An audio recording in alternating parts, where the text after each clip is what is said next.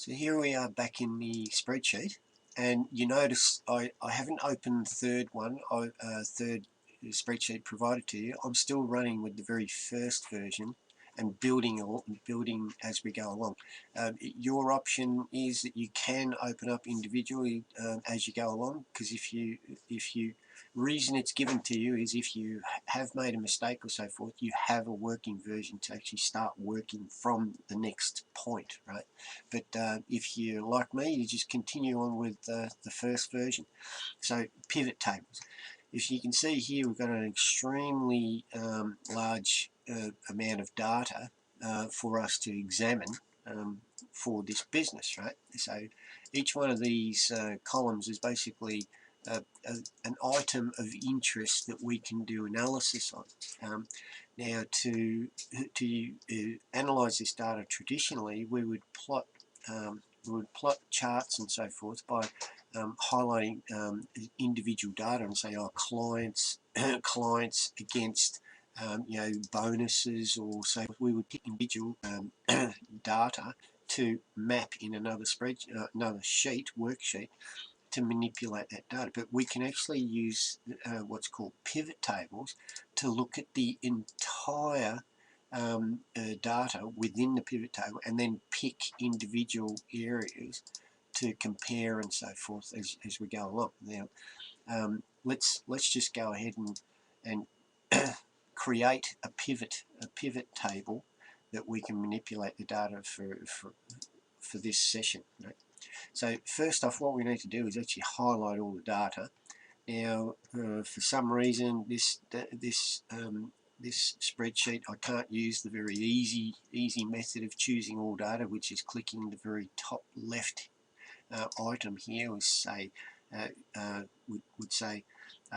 give me all the data, but we notice here that's actually including the blank columns. So rather than doing that and trying to delete and clear data within this spreadsheet, what we'll do is we'll highlight it manually. So from A1, I'll click and drag right down to the end of my data here. So it's ignoring all the blank columns and rows which have been inserted in this spreadsheet. So I've highlighted all my data, and now I would say insert, pivot table, and pivot table will give me option of selecting a new sheet. I can put my table data within an existing, but in this case we just want to use this highlighted data in a new sheet. So I'll say OK. And here we go. Excel has created a new sheet down here. We can rename it afterwards, the pivot table, or whatever we really need to. You can do that afterwards. I'll do it now. Double click and I'll say pivot table. Right, enter. Oh, sorry. Pivot table. And now this item here is where my data will, or my corresponding information will be listed as a summary within. This is the actual table. But I have to pick these parameters, which were the headers or the headings within all the column of the data. So I can pick these bits of data and they'll appear within my table. So Excel will extract all the data depending on which items I actually pick to examine. So let's try with the consultant. So I'll click on consultant, and you notice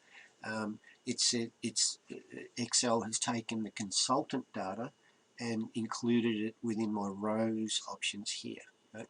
So I've picked all my consultants, and I can literally, you can click and drag these items on and off, or pick this guy and plunk him into the rows option, and then I can quickly say, okay, what about bonuses for these guys? So if I say total bonuses, I can click here and it will appear on my values side of the options here.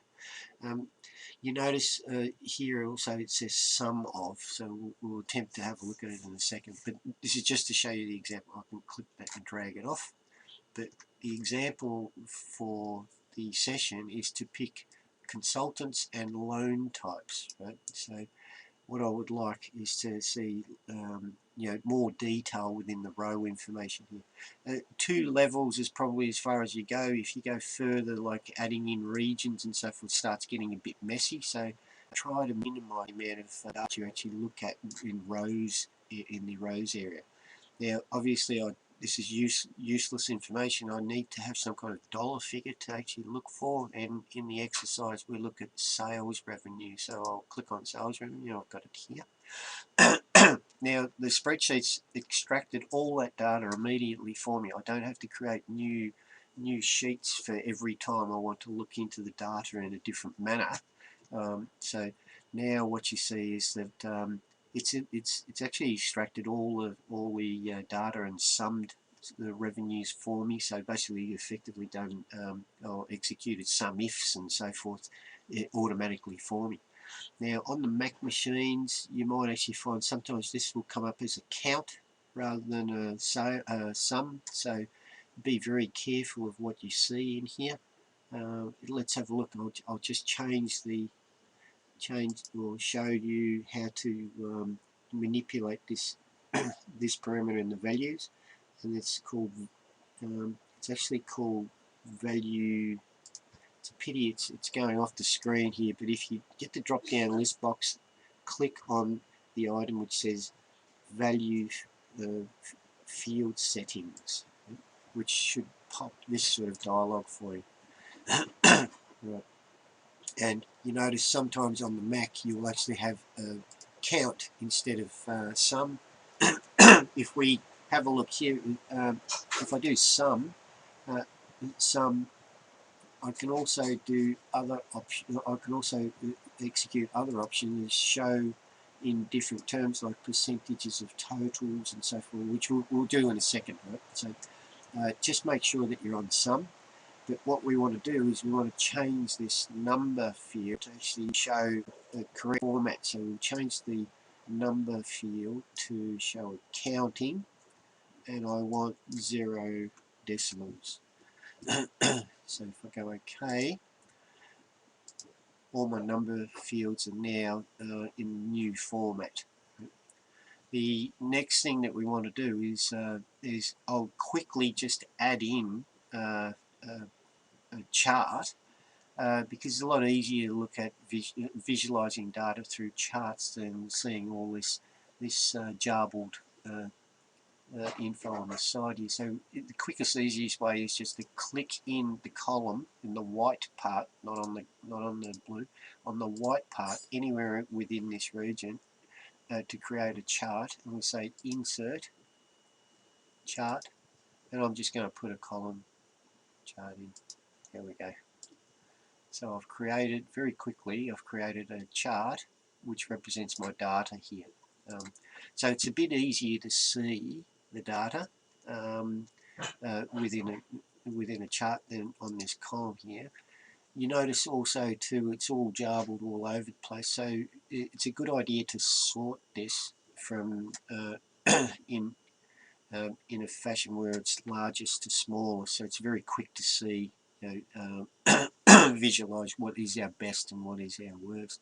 So the quickest way to do that is you can do data sort, say largest to smallest,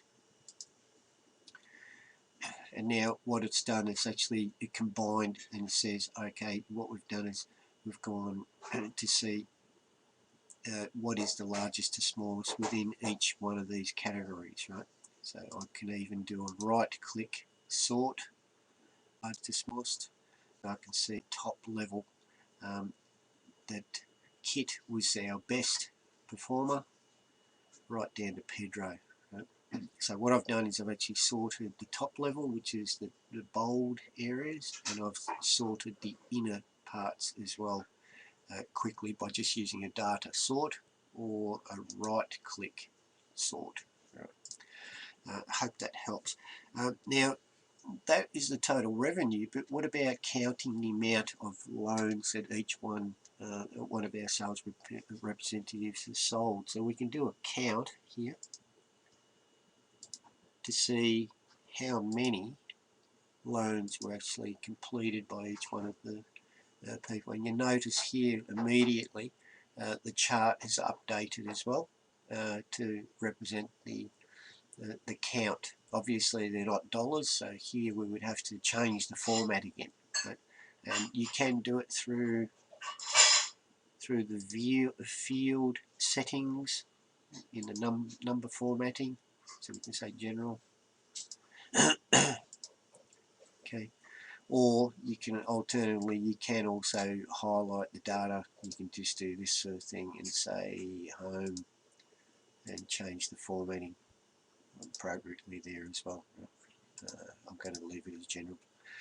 So it corresponds to your chart. Right? The other point being is that you can also use this value field setting. It's unfortunate it's going off the screen here, but when I go to value field settings, you can also show these guys as the percentage of grand total. So what I'll do is I'll do sum, so the total revenue, and then show it as percentages rather than actual dollar figure.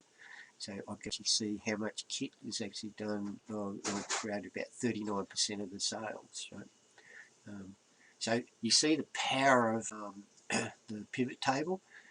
You'll have to experiment a little bit more on what you want to look for here. Maybe even change parameters. Like if I can do total revenue, and I'll just say from agencies, and we can actually see agency, or let's say from regions. If I said, oh, which region was the best performer here, let me change that back to revenue. Change field settings, and I'm going to show this as just normal, no calculations. So I want my total revenues, and obviously here, again, even in your business reports, don't hand in data like this. We want to see the largest to smallest. Most is much more useful for us. So I can actually see that Western was not the best performer out of Eastern was very quickly, rather than seeing these numbers all jumbled up. And again, I can just highlight here and just show dollars if I need to, and so forth. Hopefully that helped you with the pivot table. You will need to know how to use the pivot table definitely for your business report, and you'll most likely have many of these charts where you'll have tab after tab with trying to analyze the data for your business report assignment, which will be due later on in the semester. Hopefully that helped. I'll see you guys in a second.